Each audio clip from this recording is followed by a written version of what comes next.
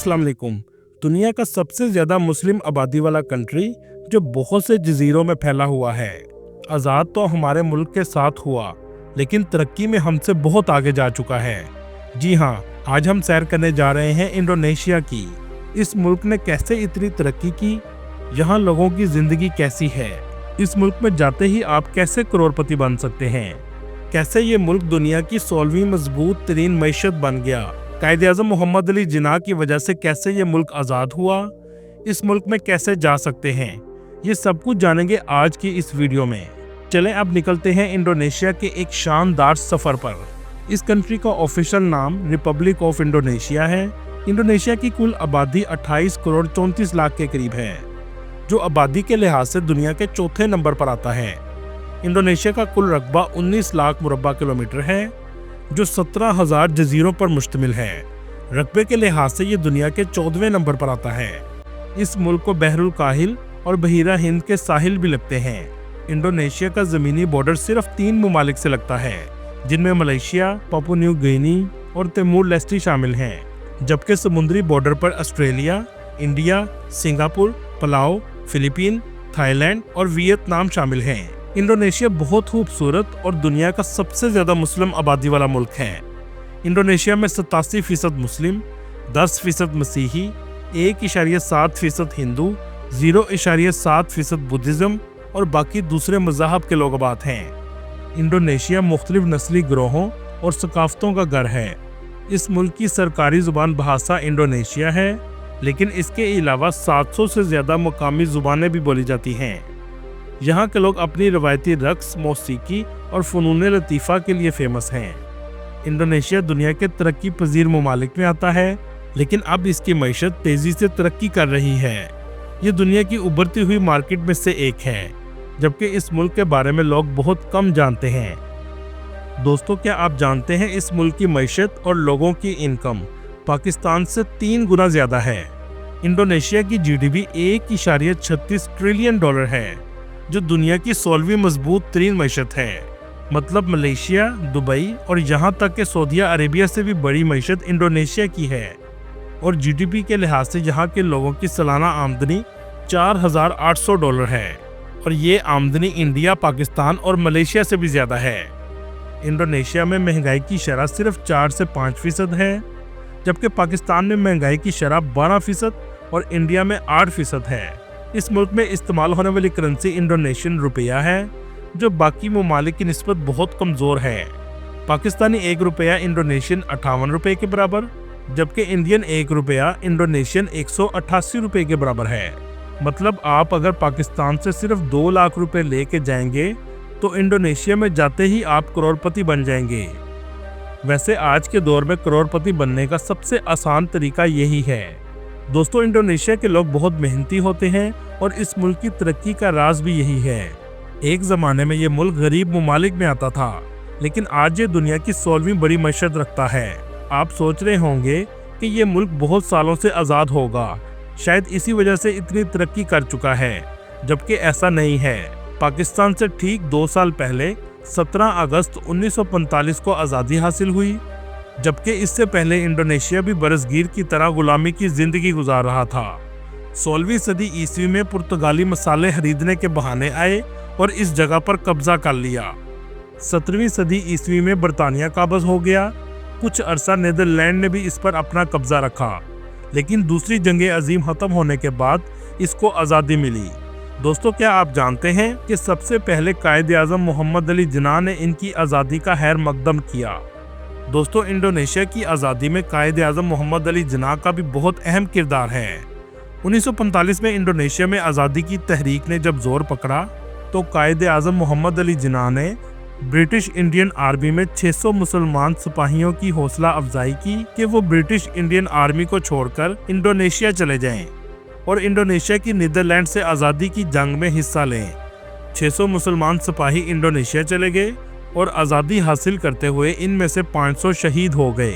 यहाँ तक कि कायद-ए-आज़म मोहम्मद अली जिन्ना ने कराची एयरपोर्ट से नीदरलैंड के हथियारों को भी रोकने की कोशिश की, और इसी वजह से इंडोनेशिया की आज़ादी का सफ़र मुकम्मल हुआ।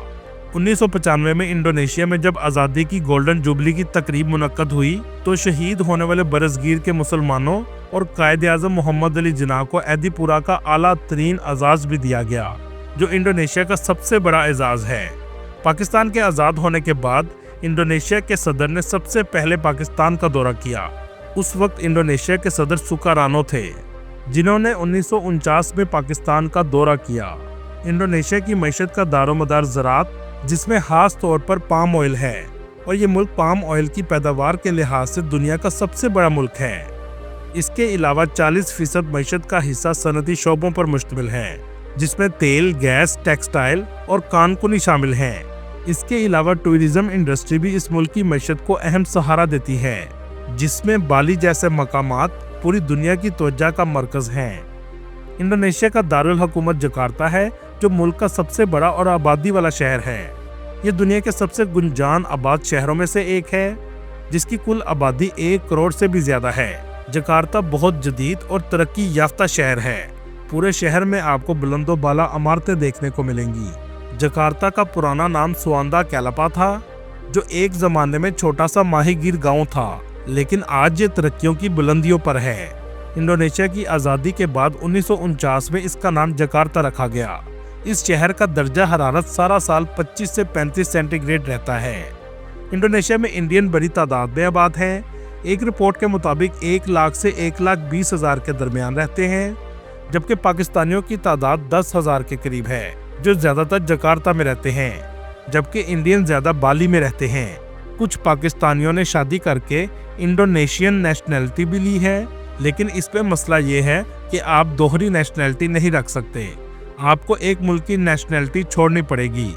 शादी करने के बाद 5 साल के बाद आप नेशनैलिटी अप्लाई कर सकते हैं। इंडोनेशिया का पासपोर्ट दुनिया के 55वें नंबर पर आता है, जिसमें बहुत से ममालिक वीज़ा फ्री हो जाते हैं, जबकि पाकिस्तान का पासपोर्ट दुनिया में 92वें नंबर पर आता है। इंडोनेशिया के लोग धीमे मजाज के और मेहमान नवाज होते हैं। ये ज़्यादातर सी फूड खाना पसंद करते हैं। इंडोनेशियन औरतें आपको हिजाब में नजर आएंगी। इंडोनेशिया भी दूसरे साउथ एशियन ममालिक की तरह बुतमत लोगों का मुल्क था, जिसके आसार आज भी आपको नजर आएंगे। इस मुल्क में इस्लाम 14वीं सदी में अरब ताजरों की वजह से फैला, यहाँ तक कि ये दुनिया का सबसे ज्यादा आबादी वाला मुस्लिम कंट्री बन गया। दोस्तों, यहाँ आपको इंडोनेशिया के हैरानकुन हकाइक बताता चलूं। इंडोनेशिया दुनिया को स्टेनलेस स्टील का हाम माल, जिसे क्रोमाइट कहा जाता है, पूरी दुनिया को $1 बिलियन का बेचता था। जब इंडोनेशिया को पता चला कि चाइना और जापान इस हाम माल से स्टील और गाड़ियां बनाकर अरबों डॉलर कमाते हैं, तो इसने पूरे मुल्क में क्रोमाइट की एक्सपोर्ट पर पाबंदी लगा दी और अगले साल खुद स्टेनलेस स्टील तैयार करके $31 बिलियन की एक्सपोर्ट की। मुल्क ऐसे ही तरक्की करते हैं जब हुक्मरान ईमानदारी से मुल्क का फायदा सोचें। यहाँ आपको हैरानकुन बात बताता चलूं, पाकिस्तान के सूबे बलोचिस्तान में मुस्लिम बाग के मकाम पर बड़े पैमाने पर क्रोमाइट मौजूद है, लेकिन हम इसको ऐसे ही सस्ते दामों जापान और चीन को कई दहाइयों से बेच रहे हैं। आज हमारे पास अल्लाह के दिए हुए हर तरह के वसाइल मौजूद हैं, लेकिन फिर भी हम दुनिया के बहुत से ममालिक से पीछे रह गए हैं। ऐसा क्यों है? इसका जवाब कमेंट में जरूर दीजिएगा। दुनिया की सबसे महंगी कॉफी भी इंडोनेशिया में तैयार की जाती है, लेकिन हैरानगी की बात यह है कि इस कॉफी को सिवियट कैट के फुजले से तैयार किया जाता है। जी हाँ, पहले बिल्ली को कॉफी बीन्स खिलाई जाती है, फिर वो हजम किए बगैर बाहर निकाल देती है और इससे बनने वाली कॉफी 20,000 रुपए किलो तक सेल होती है। इंडोनेशिया में आपको कुदरती खूबसूरती, जदीद लाइफस्टाइल दोनों ही देखने को मिलेंगे। इसके अलावा ये सिंगापुर और थाईलैंड से भी सस्ता कंट्री है। इसी वजह से 1 करोड़ से भी ज्यादा टूरिस्ट इसका विजिट करने आते हैं। टूरिस्ट सबसे पहले जकार्ता में आते हैं।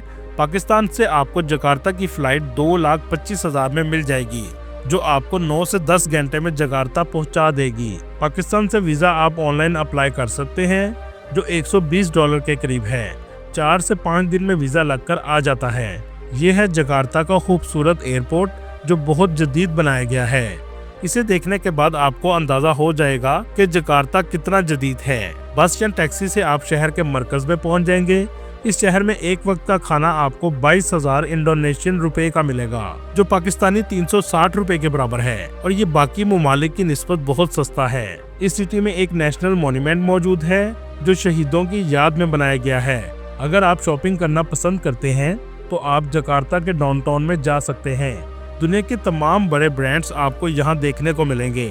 जकार्ता की नाइट लाइफ भी बहुत फेमस है। बेशक ये एक मुस्लिम कंट्री है, लेकिन इसके बावजूद यहाँ आपको क्लब और बार्स रात को खुले हुए नजर आएंगे। सारी रात ये शहर रोशनियों में रहता है। ये शहर आपको ज्यादातर साफ सुथरा नजर आएगा। बिल्डिंग्स का आर्किटेक्चर भी बहुत अलग किस्म का है। अगर आप इंडोनेशिया की सकाफत को करीब से महसूस करना चाहते हैं तो ओल्ड टाउन का जरूर विजिट करें। इस इलाके को कोटा तुआ कहा जाता है। जो भी जकार्ता आता है इसका जरूर विजिट करता है। इस इलाके में गुजरती हुई नहर इसकी खूबसूरती को चार चांद लगा देती है। इस शहर में थीम पार्क भी मौजूद है जिसका नाम ड्रीमलैंड पार्क है। जकार्ता के मरकज में एक बहुत बड़ी मस्जिद मौजूद है जिसका नाम मस्जिद इस्तकलाल है। इसे जुनूब मशरिकी एशिया की सबसे बड़ी मस्जिद भी कहा जाता है। इसका आर्किटेक्चर अंदर से भी बहुत खूबसूरत है। दोस्तों, आपको सुनकर हैरानगी होगी, जकार्ता के कुछ इलाकों में गैर मुस्लिम कोबरा का गोश्त भी खाते हैं। इस कंट्री को डेवलप करने में चाइनीज का बहुत हाथ है और जकार्ता में चाइनीज भी आकर आबाद हुए हैं। इसी वजह से चाइनीज ज्यादातर कोबरा का गोश्त भी खाते हैं। चले अब चलते हैं जकार्ता से बाली, जहां इंडियन सबसे ज्यादा आपको नजर आएंगे, क्योंकि इस सिटी में 80% से भी ज्यादा हिंदू मजहब के लोग आबाद हैं। इंडियन सबसे ज्यादा बाली में जाते हैं। बुद्ध मत के आसार कदीमा भी सबसे ज्यादा इसी सिटी में मौजूद हैं। ये छोटा सा जजीरा कुदरती खूबसूरती से मालामाल है। खूबसूरत बीचेस का मजा लेने टूरिस्ट सबसे ज्यादा यहीं आते हैं। दोस्तों, बाली में आपको सबसे ज्यादा स्टैचू भी देखने को मिलेंगे। इसके अलावा सब्जा भी इस सिटी में बहुत ज्यादा है। जो भी बाली आता है कोता बीच का विजिट जरूर करता है। बाली में एक ऐसा जंगल है जहां हजारों की तादाद में बंदर आजादाना घूमते हैं। दोस्तों, यहां आपको बताता चलूं, इस कंट्री का लिटरेसी रेट 96% है, जो कि एक हैरानकुन बात है। मतलब ज्यादातर लोग यहां पढ़े लिखे आपको मिलेंगे। इस कंट्री की famous University of Indonesia, Bandung Institute of Technology, जहां सालाना पढ़ने का खर्चा $3000 से $4000 है और रहने का खर्चा $200 तक माहाना है। दोस्तों, ये कंट्री कुदरती खूबसूरती से मालामाल है। आप इस कंट्री में सैर के लिए आ सकते हैं। इसके अलावा आप बिजनेस भी यहाँ आकर शुरू कर सकते हैं, लेकिन नौकरियां ना होने के बराबर हैं।